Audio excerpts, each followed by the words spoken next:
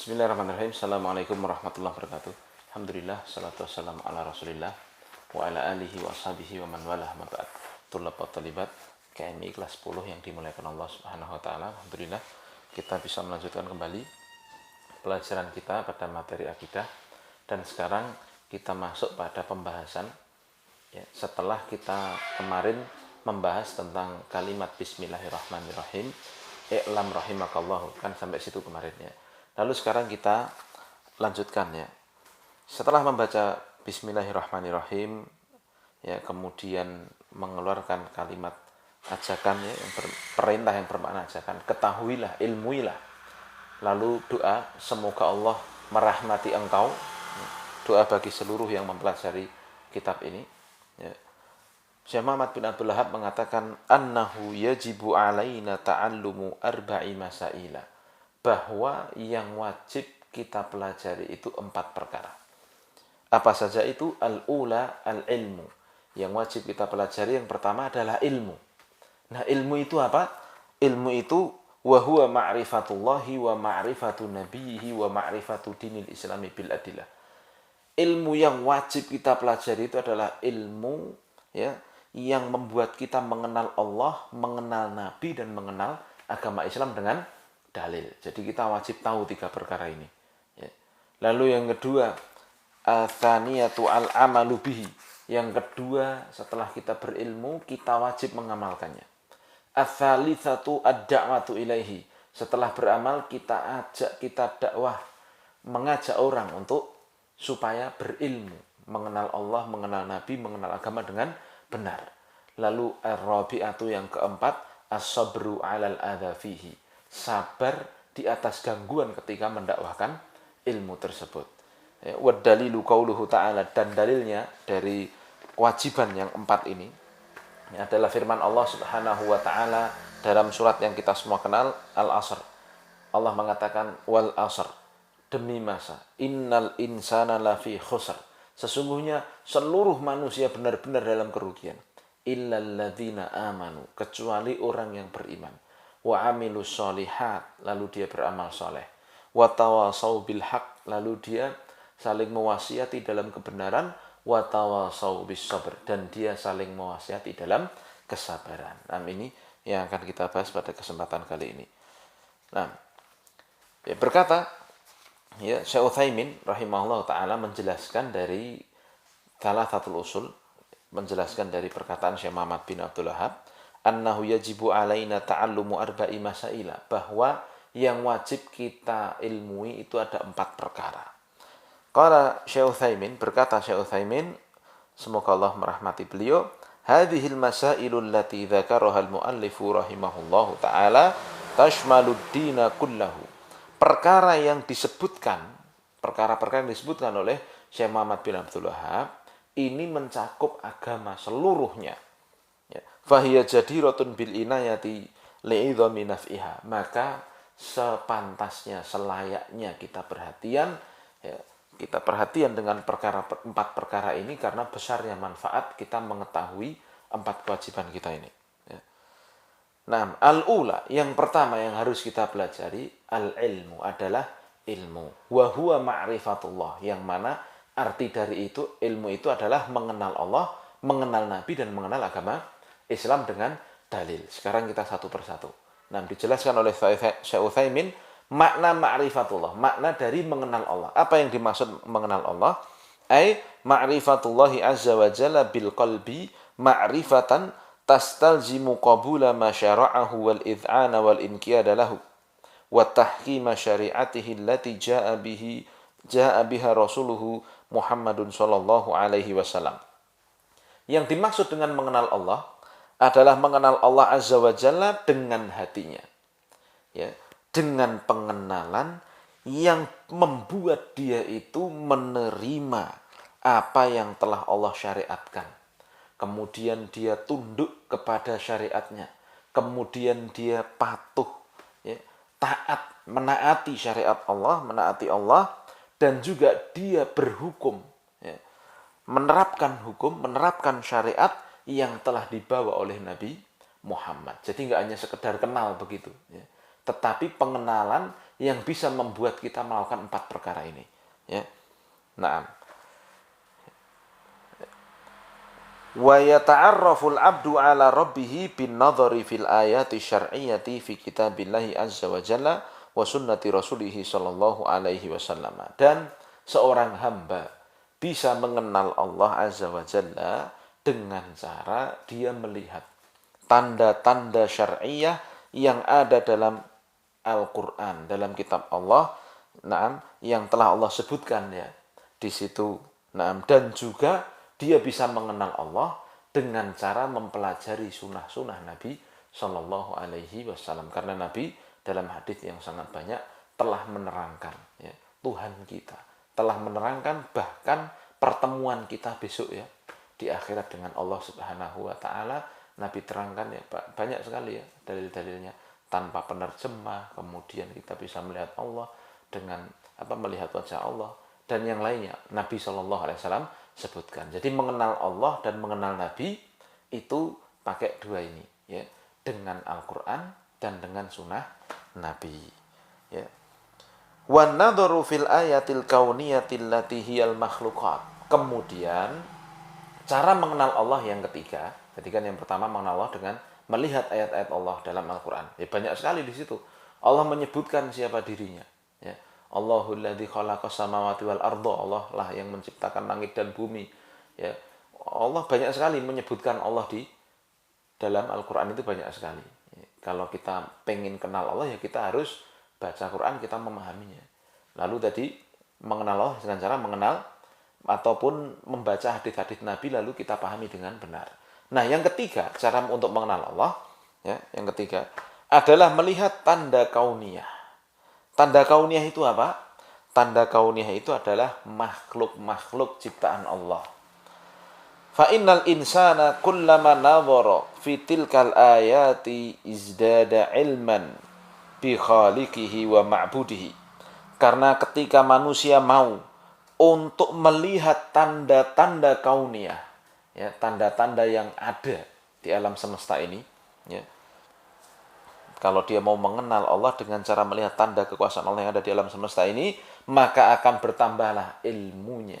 Ya, bertambahlah ilmunya, bertambahlah dia itu pengenalannya terhadap penciptanya dan sesembahannya. Nah, Allah Subhanahu wa taala mengatakan wa fil ardi ayatun lil muqinin. Dan di bumi yang kita tinggali ini ya ada tanda-tanda kekuasaan Allah bagi orang yang yakin dengan Allah Subhanahu wa taala. Wa fi anfusikum afala tubsirun. Dan di dalam diri kalian sendiri itu ada tanda kekuasaan Allah Subhanahu wa taala ya. Tidakkah kalian melihatnya? Nah, dan ini kalau kita sadari benar ya. Kita kalau melihat gunung ya, kita melihat laut, kita melihat matahari, ini semua tanda kauniyah Allah. Siapa yang bisa menciptakan matahari? Siapa yang bisa membuat matahari terbit dari barat, teratur ya, terbit dari timur, ya, tenggelam di barat? Siapa yang bisa membuat rembulan, kok keluarnya cuma malam? Siapa yang bisa membuat laut seperti itu, yang mengendalikan laut seperti itu? Nah, siapa yang bisa mengatur gunung? Ya, tentunya kita tidak perlu jawaban, ya, karena pasti jawabannya itu adalah yang menciptakan seluruh alam semesta. Dan di dalam diri kita, kata Allah di ayat ini tadi, ada tanda kekuasaan Allah pula. Ya, ini dijelaskan para ulama diantaranya ya, kita diperintah untuk memperhatikan diri kita ini. Kok kita itu bisa dulu lahir nggak bisa apa-apa, lalu tumbuh sedikit demi sedikit ya kan, ngompolan dan sebagainya, sampai akhirnya gede. Ya, mata yang tadi kecil bisa jadi segede ini. Ya, rambutnya yang tadinya nggak tumbuh bisa tumbuh dengan baik. Ya, tulangnya kok bisa tumbuh dengan teratur. Coba kalau waliyadzubillah ya, kalau mohon maaf ya, kalau jadi begini ya, para ulama menyebutkan kalau pengen benar-benar memperhatikan tubuh kita itu adalah apa? Tanda kekuasaan Allah, lihat juga orang yang cacat, salah satunya. Ya. Mungkin kita ya alhamdulillah diberi Allah Subhanahu wa taala tubuh yang normal. Tetapi kan ada orang yang ternyata di luar kebiasaan, yang seharusnya tangannya panjang ya, maksudnya sesuai ukuran, ternyata ada yang nggak tumbuh. kakinya juga sama, bahkan badannya ada yang demikian, ada yang ya dan lain sebagainya. Itu menunjukkan ya, bahwa manusia itu tidak ada yang bisa mengatur dirinya sendiri. Tentu nggak ada orang yang mau cacat, orang yang mau kurang dan sebagainya kan nggak mau. Tapi ternyata Allah lah, ya Allah Subhanahu Wa Taala yang menciptakannya. Dan di dalam diri kita luar biasa, ya termasuk di antara tanda-tanda mukjizat Allah Subhanahu Wa Taala yang ada pada diri kita. Kita perhatikan tuh sel-sel tubuh kita itu. Kok ada bakteri E. coli ya, yang tugasnya apa? Mengeluarkan makanan dan sebagainya, itu makan putih keluar ya, seperti itu. Nah, ini kalau dipikir ya, ilmu kedokteran apapun menciptakan seperti bakteri E. coli yang ada di dalam tubuh kita nggak akan bisa. Nah, ya, bahkan ya, rambut kita yang tumbuh dengan dengan seperti ini dipotong kok nggak sakit ya. Nah, coba ini hikmahnya luar biasa. Ini semua kalau kita mau perhatikan ini adalah tanda dari tanda-tanda kekuasaan Allah Azza wa Jalla. Kemudian ya, setelah mengenal Allah adalah mengenal Nabi Muhammad sallallahu alaihi wasallam. Ma'rifatu rasulihi Muhammad sallallahu alaihi wasallam. Mengenal rasulnya Muhammadin sallallahu alaihi wasallam. Nabi Muhammad sallallahu alaihi wasallam.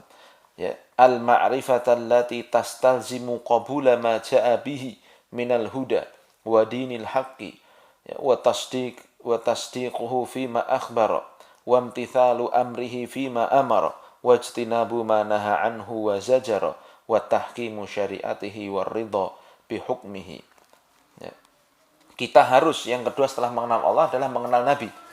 Ya, mengenal Nabi ini enggak hanya mengenal begitu saja, tetapi mengenal Nabi yang dimaksud adalah mengenal Nabi dengan pengenalan yang bisa membuat kita itu menerima apa yang dibawa oleh Nabi Shallallahu Alaihi Wasallam dari petunjuk dan agama yang benar.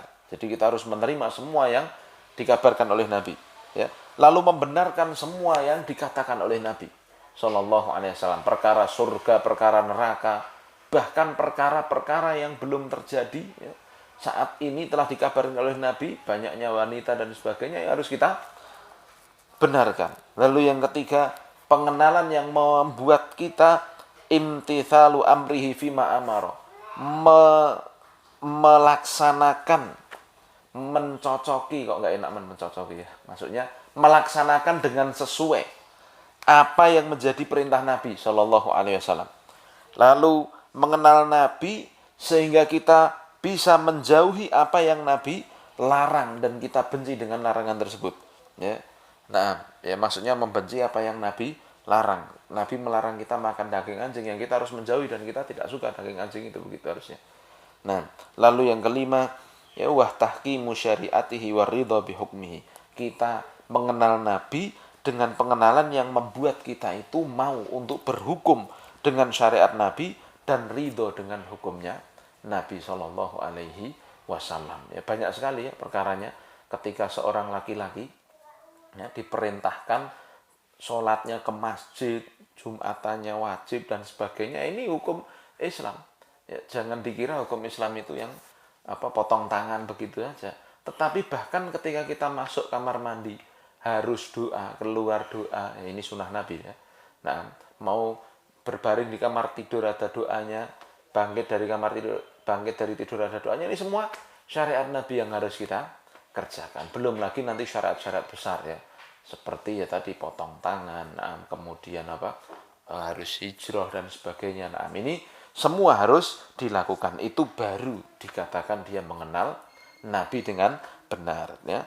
Dan dalilnya kita harus mengikuti Nabi seperti itu adalah firman Allah Azza wa Jalla, "Fala wa rabbika la yu'minuna hatta yuhaqqimuka fima syajara bainahum, thumma la yajidu fi anfusihim harajan mimma qadaita wa yusallimu taslima." Maka demi Tuhanmu, tidaklah kalian beriman sampai kalian menjadikan Nabi sebagai hakim dalam perkara yang kalian perselisihkan. Kemudian engkau tidak mendapati dalam hati mereka itu rasa berat terhadap apa yang engkau putuskan wahai Nabi Muhammad, dan mereka semua betul-betul berserah diri kepada Allah Azza wa Jalla.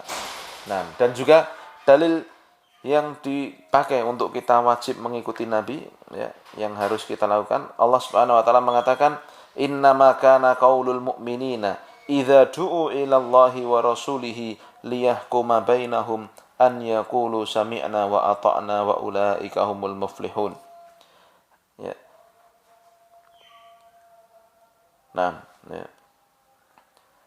Sesungguhnya perkataan orang-orang mukmin jika diseru kepada Allah dan kepada Rasulnya untuk berhukum di antara mereka, ya, hendaklah mereka itu mengatakan sami'na wa ata'na wa ulaika humul muflihun. Dan orang-orang yang mengatakan itulah, orang-orang yang beriman dan mengatakan sami'na wa ata'na itulah, mereka itulah orang-orang yang beruntung. Jadi mengikuti Nabi semuanya. Nah, ya. Kemudian Allah juga mengatakan, fa in tanaza'tum fi syai'in farudduhu ila Allahi war rasuli in kuntum tu'minuna billahi wal yaumil akhir. Jika ada perselisihan terjadi di antara kalian, ya, maka hendaknya kembalikan kepada Allah dan Rasulnya jika kalian benar-benar beriman pada Allah dan hari akhir. Dzalika khairun wa ahsanu ta'wila. Itulah yang lebih baik dan jalan yang paling baik. Surat An-Nisa 59. Kemudian Allah juga mengatakan, falyahdharil ladzina yukhalifuna an amrih an tusibahum fitnatun aw yusibahum adzabun alim. Hendaklah berhati-hati orang yang menyelisihi perintah Nabi, menyelisih perkara Nabi sallallahu alaihi wasallam.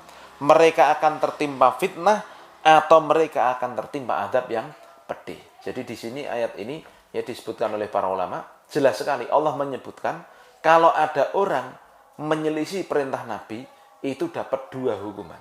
Yang pertama, tusibahum fitnah, yaitu tertimpa fitnah di dunia. Lalu yang kedua, tertimpa azab yang pedih di akhirat. Kata Imam Ahmad rahimahullah ta'ala, atadri mal fitnah, apakah kau tahu apa itu fitnah? Al fitnatu asyirku. Fitnah yang dimaksud dalam ayat ini adalah kesyirikan. Fitnah di dunia di sini adalah kesyirikan. Bagaimana itu? La'allahu idza radda ba'da qawlihi an yaqa'a fi qalbi syai'un min az-zayhi fayahliku. Ya, seorang yang jika ia itu menolak sebagian perkataan Nabi sallallahu alaihi wasallam, ya, maka akan terjadi dalam hatinya itu akan ada dalam hatinya, akan terjatuh dalam hatinya itu penyimpangan. Nah, penyimpangan, nah, yang kemudian ya dia akan sesat dan dia akhirnya akan binasa. Nah, ya. Jadi inilah yang dikatakan Imam Ahmad, ya, orang kalau menyelisih perintah Nabi, dia akan tertimpa fitnah di dunia, yaitu penyimpangan, ya, yang ujung besarnya adalah kesyirikan, ya, kesesatan yang akan menimpa dia, dan di akhirat masih kena lagi yusibahum adzabun alim, ya.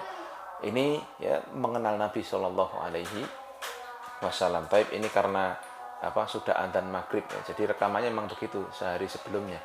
Nah, insya Allah nanti kita lanjutkan pada kesempatan berikutnya mengenal agama Islam. Wabillahi taufik, subhanakallahumma bihamdika, asyhadu an la ilaha illa anta astaghfiruka wa atubu ilaik. Assalamualaikum warahmatullahi wabarakatuh.